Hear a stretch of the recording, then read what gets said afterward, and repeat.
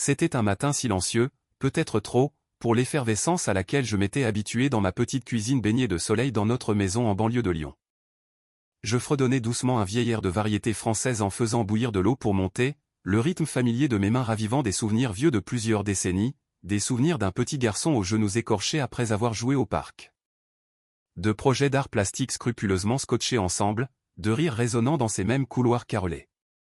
Julien, mon fils, ma fierté, mon cœur. Mon téléphone a vibré sur le plan de travail en chaîne, me faisant sursauter, et je l'ai saisi en souriant à l'idée qu'il m'envoie un message matinal joyeux, car les mères espèrent toujours un peu de chaleur dans les plus petits gestes, mais l'écran qui m'a accueilli n'avait rien de chaleureux. Rien du tout, ne viens plus chez nous, nous voulons la paix.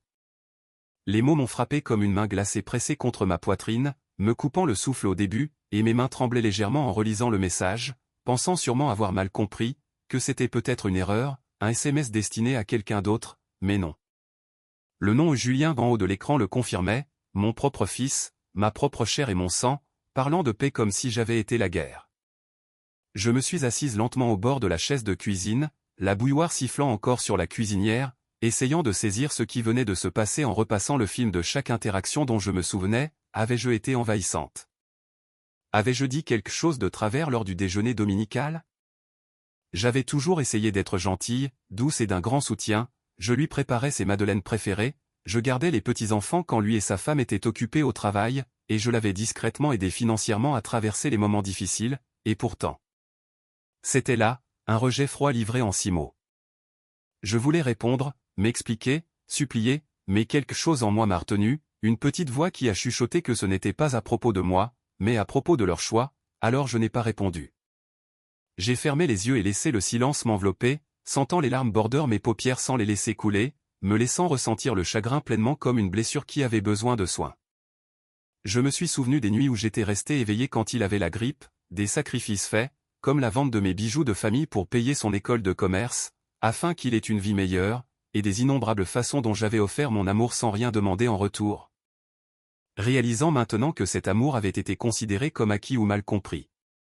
J'ai tapé 3 mots dans mon cœur au lieu de les écrire sur l'écran, je respecterai, et ce n'était pas de la résignation, c'était de la clarté, la première étape pour comprendre que l'amour n'exige pas toujours la présence et que le respect n'exige pas toujours l'accord. J'ai laissé la bouilloire déborder légèrement, la vapeur embuant la fenêtre donnant sur le jardin comme si le matin lui-même avait soupiré avec moi, et je suis resté là longtemps, laissant le calme s'installer, ressentant un étrange mélange de tristesse et de calme. Comprenant que ce message avait fermé une porte, mais que dans cette immobilité, il en avait peut-être ouvert une autre en moi, celle menant à la patience, aux limites et à la dignité. J'ai croisé les mains sur mes genoux, laissant les mots se poser autour de moi, et j'ai murmuré paix doucement, pas pour lui, mais pour moi-même, une paix qui ne viendrait pas de leur acceptation, mais de ma propre force tranquille. La journée suivant le message est passée comme une ombre lente, je me suis réveillé avec le soleil inondant ma fenêtre, les oiseaux chantant comme si de rien n'était, et pourtant mon monde avait basculé, le rythme familier du matin, le thé, le balayage du sol, l'entretien des rosiers. Tout semblait vide et chaque tâche résonnait de l'absence des personnes que j'aimais le plus. Je n'ai pas attrapé mon téléphone ce matin-là, je n'ai pas marché dans la rue vers leur maison comme je le faisais toujours, prétendant que ma présence était fortuite. J'ai évité le petit banc public près de leur portail où j'avais l'habitude de m'asseoir avec mes petits-enfants en écoutant leur rire comme une chanson écrite pour moi. Mon absence semblait artificielle mais nécessaire, et le silence était pire que le message lui-même, flottant dans la maison comme une fumée insidieuse, me rappelant que je n'étais plus la bienvenue, et cela ressemblait à une trahison, non pas bruyante, mais celle qui s'infiltre dans vos os et vous fait remettre en question chaque souvenir, chaque geste. Je suis resté assise des heures dans le salon, regardant les grains de poussière danser dans la lumière du soleil, essayant de me rappeler quand les choses avaient commencé à changer, si c'était quand j'avais donné un conseil non sollicité ou insisté pour aider une fois de trop. Ou si cette tension fragile avait toujours été là. Je pensais au sacrifice, à la façon dont j'avais porté des fardeaux qui n'étaient pas les miens, et pourtant cet espoir s'était heurté au rejet. Ce jour-là, j'ai fait une brioche comme d'habitude, mais je ne l'ai pas apportée, j'ai plié les petits pulls que j'avais tricotés pour les enfants et je les ai remis dans l'armoire, j'ai feuilleté de vieux albums photos, traçant ses premiers pas hésitants et ses spectacles d'école. Chaque photo étant un rappel d'un amour désormais assombri par la distance. Le pire n'était pas la colère, ni même la blessure, c'était la réalisation silencieuse que parfois, les gens qu'on aime profondément nous rejettent non pas parce qu'on a mal agi, mais parce qu'ils ne sont pas prêts à affronter leurs propres défauts ou besoins. Et que parfois l'amour ne suffit pas à garder une porte ouverte. Alors je me suis assise en silence, laissant le vide m'envahir, laissant le chagrin s'infiltrer sans broncher, comprenant enfin que c'était une leçon de patience et de dignité, une leçon sur le poids des limites, non seulement les leurs, mais les miennes. Le soir venu, j'étais épuisé mais pas brisé, j'ai rangé ces vieilles photos de classe dans une boîte, fermant un chapitre dans mon cœur, me disant que ce silence douloureux avait un but, m'apprendre à attendre, à observer et à voir clairement, non à travers le prisme du manque ou de la peur. Mais à travers celui, inébranlable, du respect de soi, sachant que la prochaine fois qu'on frapperait à ma porte, cela apporterait de la clarté. On a frappé à l'aube, un coup doux, hésitant, qui a fait bondir mon cœur non d'excitation mais du poids de l'anticipation, et en ouvrant lentement la porte, il était là, Julien, le visage tiré, les yeux cernés de fatigue, sans mot d'excuse précipitée ni accusation. Seulement une présence presque craintive qui m'a fait réaliser la fragilité de l'orgueil et de la culpabilité. Il m'a regardé, cherchant quelque chose qu'il ne pouvait nommer, et j'ai vu sur son front des rides que je n'avais pas remarquées, l'ombre de nuit sans sommeil, comprenant à cet instant que même ceux qu'on aime le plus sont compliqués, capables d'amour et d'erreur.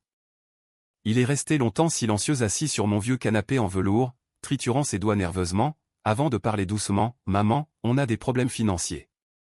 On pensait que tu insisterais pour nous aider encore, on voulait de l'espace, je ne savais pas comment le dire correctement. » J'ai écouté attentivement, et mon cœur, qui avait été à vif, a commencé à ressentir de la clarté, le message n'était pas une question de paix mais de peur, d'orgueil, d'évitement des responsabilités, ils avaient essayé de se protéger sans penser à la blessure qu'ils m'infligeaient. J'ai réalisé que mon amour avait été trop inconditionnel, leur permettant de prendre sans apprendre le poids de leur choix, car j'avais été trop prompte à réparer, à pardonner, à dépasser mes propres limites au nom de l'affection.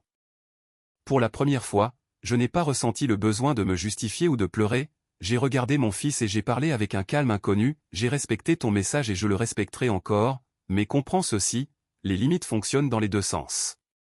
Il a cligné des yeux, surpris. Et j'ai continué d'une voix posée, je suis ta mère, Marianne, pas ton fond d'urgence ni ton déversoir émotionnel. Si je ne suis pas la bienvenue chez toi, on ne peut pas m'appeler seulement quand tu as des ennuis, car le respect est ce qui permet à l'amour de s'épanouir. Il a baissé les yeux, pâle sous le poids de la reconnaissance, comprenant ce qu'il ne pouvait pas encore dire, et dans ce salon silencieux, j'ai réalisé que l'amour seul ne garantit pas la présence, ni le sacrifice l'appréciation, mais que c'est le respect de soi et des autres qui garantit la paix. J'ai compris ce jour-là que ma force ne venait pas de tout faire pour eux, mais de savoir quand reculer et laisser la vie enseigner ses leçons, ressentant alors un calme, non pas une victoire, mais une clarté stable venant de la vérité vue à travers le prisme de la dignité. Il est parti ce matin-là sans fanfare, la porte s'est refermée et le calme est revenu, mais différent, délibéré et mesuré. Les jours suivants, je me suis laissé aller à ce calme, je n'ai pas surveillé la route pour voir sa voiture, je n'ai pas attendu près du téléphone, j'ai arrêté de faire de la pâtisserie par habitude et de tricoter pour les petits comme si mon absence allait lui apprendre quelque chose. Je me suis tourné vers moi-même, me levant tôt pour de longues promenades dans l'air frais, laissant le soleil réchauffer mon visage, remarquant la beauté sauvage de mon jardin, buvant mon thé lentement. Lisant des livres oubliés depuis longtemps et retrouvant des amis pour partager des moments qui m'appartenaient entièrement. Au début, il y avait une petite douleur persistante, mais avec le temps, elle s'est transformée en clarté, leur absence n'était pas un rejet de ma personne mais le reflet de leur choix et de leur habitude de la facilité. Des semaines ont passé, puis un soir, un message est apparu, « Maman, je suis désolé, j'ai mal géré les choses, tu me manques. » J'ai lu lentement, sentant le changement et la reconnaissance de l'erreur, mais sachant que les mots ne suffisaient pas, alors je n'ai pas répondu immédiatement, laissant peser le poids de l'histoire avant de taper soigneusement, « Je t'aime. » Mais le respect doit passer avant la proximité, quand tu seras prêt pour ça, ma porte est ouverte, ni plus, ni moins. Ce n'était pas un triomphe, c'était une affirmation de respect de soi, une promesse que je ne serais plus disponible uniquement par convenance, choisissant les limites plutôt que le désespoir, la dignité plutôt que la supplication. Dans ce choix, j'ai trouvé la liberté de ne plus attendre, de ne plus souffrir d'être prise pour acquise, une paix interne qui n'avait plus besoin d'approbation extérieure mais seulement de la force tranquille qui avait grandi en moi. J'ai réalisé que l'amour n'est pas un sacrifice sans fin, mais un équilibre, et que parfois l'acte le plus aimant est de reculer et de laisser les autres assumer leur choix. Ce soir-là, je me suis versé une tasse de thé, j'ai regardé le coucher de soleil répandre son or sur l'horizon, et j'ai souri doucement, car pour la première fois depuis longtemps, je me sentais vraiment en paix, non pas parce que quelqu'un d'autre avait changé, mais parce que moi. J'avais changé et je m'étais choisi.